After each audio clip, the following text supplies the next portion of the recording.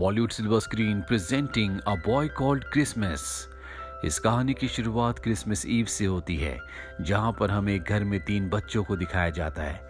इन बच्चों की मॉम नहीं है और आज क्रिसमस ईव के दिन इनके पिता को कहीं बाहर जरूरी काम से जाना है। इसीलिए वो इनके लिए आंट रूथ को घर पर बुलाते हैं ताकि वो इन बच्चों को क्रिसमस ईव पर इंटरटेन कर सके। और इंटरटेन करने के लिए वो इन तीनों बच्चों को 13 साल के एक बच्चे जिसका नाम निकोलस है उसकी कहानी सुनाती है, जो बर्फीले जंगल में अपने पिता के साथ लकड़ियां काटने के लिए जाता है। और तभी उनके सामने एक जंगली भालू आ जाता है, जिससे अपनी जान बचाने के लिए दोनों के दोनों भागकर वापस अपने घर आ जाते हैं। निकोलस ने बचपन में ही अपनी मॉम को खो दिया था और अब वो अपने पिता के साथ रहता है। इनकी माली हालत बहुत ज्यादा खराब है और ना ही इनके पास कोई परमानेंट काम है। निकोलस अपने पिता से कहता है कि मुझे कोई कहानी सुनाओ। उसके पिता उसी की मॉम की कहानी उसे सुनाते हैं। वो बताते हैं कि कई साल पहले तुम्हारी मॉम ने इन बर्फीली पहाड़ियों को पार किया था। रास्ते में उसे 2 मॉन्स्टर्स का भी सामना करना पड़ा जो सो रहे थे। वो उनके बीच से गुजरकर एक दूसरी जगह पहुंची जहां पर एल्व्स का गांव था। एल्व्स के पास बहुत सारी जादुई शक्तियां होती हैं जो उन्हें इंसानों से अलग बनाती है। उन्होंने तुम्हारी मॉम का स्वागत किया और जब तुम्हारी मॉम वापस आई तो उनके पास बहुत सारी खाने की अच्छी अच्छी चीजें और खिलौने थे जो हमने आसपास सबको बांटे और यहाँ चारों तरफ खुशियां फैल गई। अब जब ये दोनों की दोनों बातें कर ही रहे होते हैं कि तभी यहाँ पर निकोलस के डैड को निकोलस को एहसास होता है कि इनके अलावा भी कमरे में कोई है। और जब ये सर्च करते हैं तो इन्हें पता चलता है कि वहाँ पर एक छोटा सा चूहा है।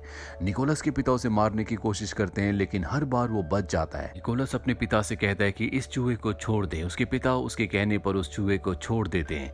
निकोलस उससे दोस्ती कर लेता है। अगली सुबह वो उसे अपने हाथ में उठाकर उससे बात करने की कोशिश करता है, पर उसके पिता कहते हैं कि चूहे बोलते नहीं हैं। और अब निकोलस अपने पिता के साथ राजा के महल की तरफ चल पड़ता है, क्योंकि राजा ने अपने महल में सबको बुलाया होता है, जहां पर राजा सबको कहता है कि मैंने अपने जीवन में उम्मीद और जीने का मकसद खो दिया है। जो भी मुझे उम्मीद और जीने का मकसद देगा मैं उसे बहुत सारा धन दूंगा। अब निकोलस के पिता ने जो कहानी उसे सुनाई थी वो पूरे गांव को पता चल गई होती है और सबको लगता है कि एल्व्स का गांव है।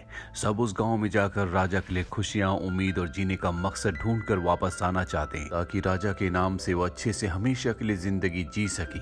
और अब गांव के कुछ लोग निकोलस के पिता के पास आते हैं। वो निकोलस के पिता को अपने साथ चलने को कहते हैं।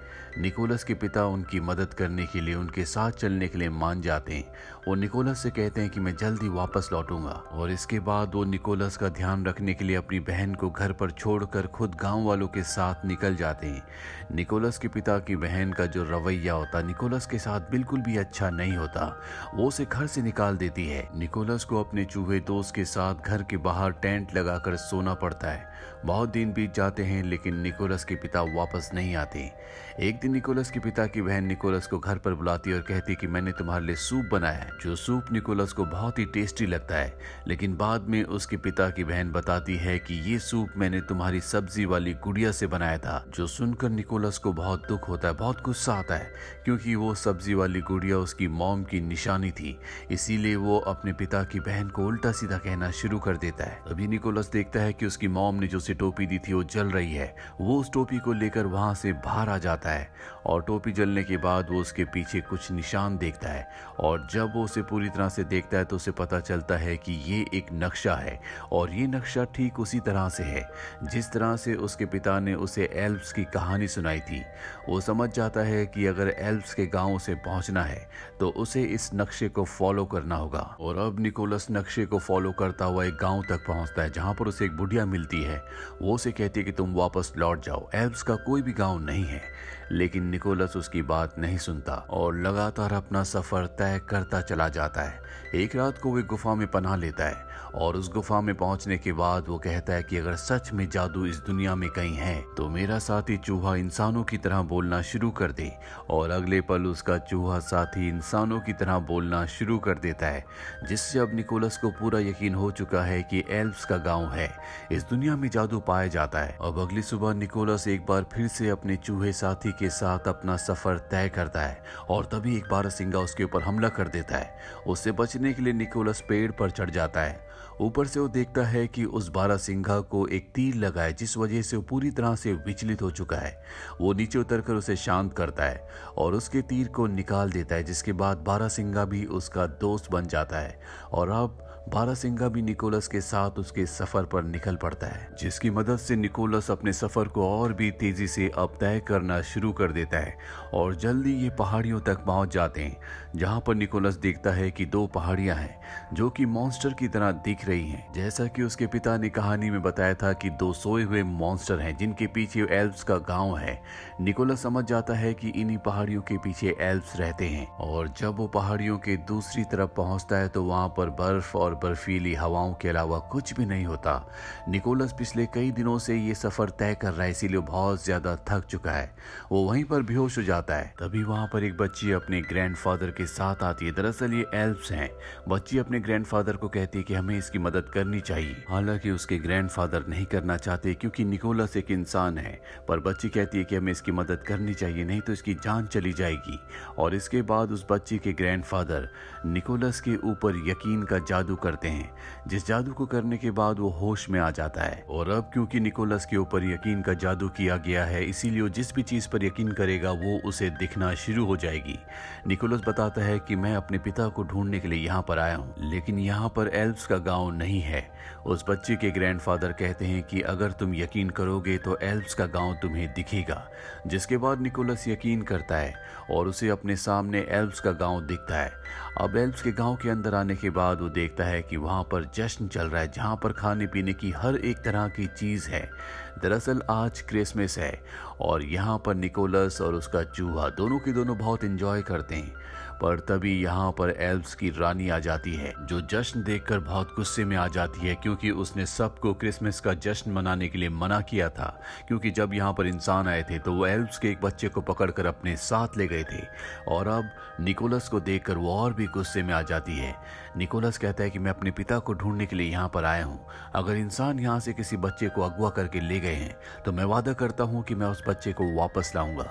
लेकिन रानी उसकी बात नहीं सुनती और उसे एक मीनार में कैद कर देती है, जहां पर निकोलस एक लड़की से मिलता है जो कि उड़ने वाली परी है और इसके पास खास शक्तियां हैं जिससे पटाखे यानी कि क्रैकर्स फोड़ सकती है।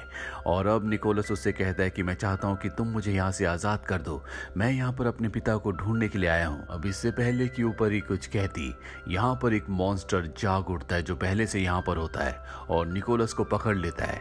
वो समझ जाता है कि ये एक इंसान है, इसीलिए वो निकोलस को खाना चाहता है। पर इससे पहले कि वो मॉन्स्टर ऐसा करता, परी उसके मुंह में एक क्रैकर को ब्लास्ट करती है जिससे एक धमाका होता है। धमाके से उस मीनार की छत फट जाती है और परी निकोलस को लेकर यहाँ से निकल जाती है। हालांकि गार्ड्स भी इन्हें देख लेते हैं, लेकिन तभी निकोलस के सामने उसका बारहसिंगा आ जाता है और निकोलस और परी उसके ऊपर बैठकर यहाँ से निकलने लगते हैं।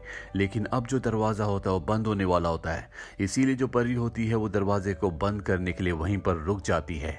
निकोलस उस जगह से निकल जाता है, लेकिन परी वहीं पर रह गई है। निकोलस का अब एक ही मकसद है कि वो उस एल्फ बच्चे को वापस लेकर आए जिसे इंसान अपने साथ पकड़कर ले गए हैं। बहुत ढूंढने के बाद निकोलस को एक सुनहरी रस्सी दिखती है जिसका पीछा करते करते वो एक केज तक पहुंचता है जिसके अंदर एक बच्चा होता है और ये वही एल्फ बच्चा है जिसे इंसान एल्फ्स के गांव से चुरा कर ले गए थे। इससे पहले कि वो उस केज से उस बच्चे को निकालता, वहां पर बहुत सारे इंसान आ जाते हैं। निकोलस देखता है कि उसके पिता भी उन्हीं के साथ हैं। वो अपने पिता को देखकर बहुत खुश हो जाता है और कहता है कि हमें इस एल्फ बच्चे को एल्फ्स के गांव वापस भेजना होगा। निकोलस के पिता कहते हैं कि हम ऐसा नहीं कर सकते, हम इसे राजा के पास ले जाना चाहते हैं। हो सकता है कि इसे देखकर वो खुश हो, उनकी जिंदगी में एक उम्मीद आए। इसके बदले राजा उन्हें बहुत सारे पैसे देंगे। निकोलस समझाने की कोशिश करता है लेकिन उसकी कोई बात नहीं मानता। निकोलस के पिता उसे बांध देते हैं और जब रात होती है तो निकोलस के पिता निकोलस के पास आकर उसे आजाद कर देते हैं, साथ ही उस बच्चे को भी जो एल्फ गांव से चुरा कर लाए हैं, जो कि एक एल्फ है। निकोलस के पिता निकोलस को कहते हैं कि मैं सबके सामने तुम्हारी मदद नहीं कर सकता था, इसीलिए मैंने रात होने का इंतजार किया क्योंकि अब सब सो रहे होते हैं। निकोलस के पिता निकोलस और उस बच्चे के साथ एक कार्ट के ऊपर बैठ जाते हैं जिसे बारहसिंगा खींचना शुरू कर देता है।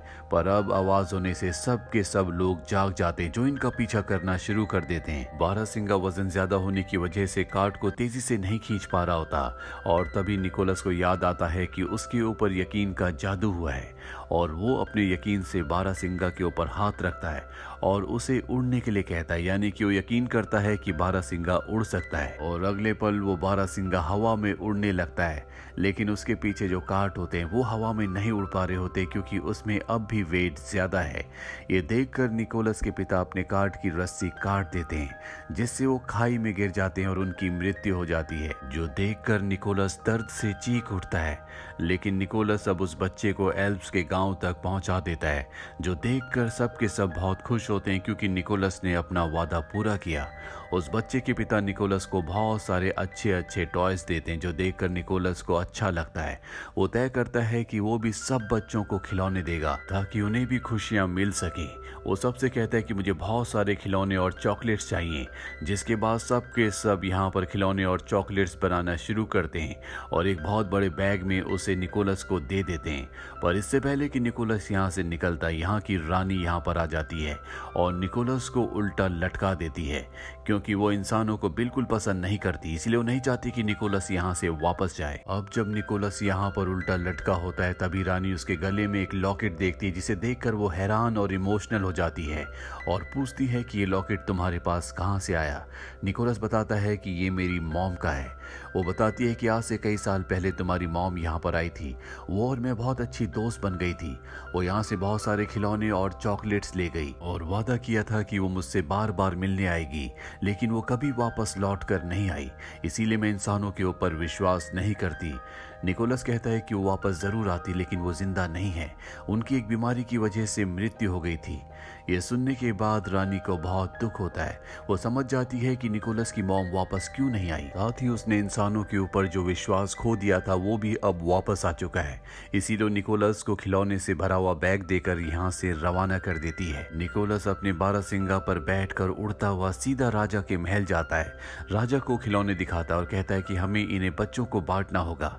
राजा उसके साथ उसके बारहसिंगा पर बैठकर सोए हुए बच्चों के पास खिलौने रख देते हैं ताकि अगली सुबह जब वो उठे तो उन्हें खुशी हो। राजा निकोलस से कहता है कि हर साल क्रिसमस के दिन हम इसी तरह से खिलौने बांटेंगे ताकि हम खुशियां बांट सके। और राजा को भी अब जिंदगी में जीने का मकसद मिल चुका है, इसीलिए वो भी खुश हो जाता है। इसके बाद निकोलस अपने पिता की बहन के पास जाता है, जिसे बिल्कुल भी जादू पर यकीन नहीं होता, और उसे भी चॉकलेट देता है और उसी के सामने बारहसिंगा के ऊपर बैठकर राजा के साथ वहां से निकल जाता है, जो देखकर निकोलस के पिता की बहन पूरी तरह से हैरान होती है, पर अब उसे भी जादू पर यकीन हो चुका है। कहानी वापस प्रेजेंट में आती है, जहां पर आंट रूथ तीनों बच्चों को ये कहानी सुना रही है। इस कहानी को सुनने के बाद तीनों बच्चे समझ जाते हैं कि निकोलस और कोई नहीं बल्कि सेंटा क्लॉज था, जो आज तक बच्चों को क्रिसमस के दिन गिफ्ट्स बांटते हैं। साथ ही बच्चों को कहानी सुनकर यह भी समझ में आ जाता है कि निकोलस ने अपनी जिंदगी में अपनी सच्चाई को एक्सेप्ट किया, साथ ही अपने ऊपर विश्वास किया। इसी वजह से वो इतने बड़े बड़े काम कर पाया। बच्चे भी अपनी मॉम की मृत्यु को एक्सेप्ट कर लेते हैं। इन बच्चों के पिता भी अब घर वापस लौट चुके हैं। वो देखते हैं कि घर पूरी तरह से क्रिसमस की तैयारियों से सजा हुआ है, जो देखकर वो हैरान हो जाते हैं। आंट रूथ यहाँ से जाने लगती है और जब वो अपनी कैप पहन रही होती है तो बच्चे देखते हैं कि उसके कान बड़े बड़े हैं, जिस तरह से कहानी में बताया गया था कि एल्फ्स के कान बड़े होते हैं। बच्चे समझ जाते हैं कि आंट रूथ भी एक एल्फ है। घर से बाहर निकलने के बाद आंट रूथ आसमान में बहुत सारे क्रैकर्स ब्लास्ट करती है, जिससे हमें समझ में आ जाता है कि आंट रूथ एल्फ्स की वही नन्ही परी है जिसने निकोलस की बचपन में एल्फ्स के गांव से उनकी जगह से भागने में मदद की थी। इस पूरी कहानी से हमें समझ में आता है कि इंसान को अपने ऊपर यकीन करना चाहिए, जिस तरह से निकोलस ने अपने ऊपर यकीन किया। इंसान को हमेशा अच्छे काम करने चाहिए, जिस तरह से निकोलस ने अपनी जिंदगी में सिर्फ अच्छे काम किए। साथ ही हमें दूसरों की मदद करनी चाहिए, प्यार बांटना चाहिए, जिस तरह से निकोलस ने किया। क्योंकि जब हम दूसरों को प्यार बांटते हैं, दूसरों को अच्छाई देते हैं, तो वही चीजें हमारी जिंदगी में भी लौट कर आती हैं। और इसी के साथ ये फिल्म, ये कहानी यहीं पर खत्म हो जाती है। उम्मीद करते हैं कि ये कहानी आपको पसंद आई होगी।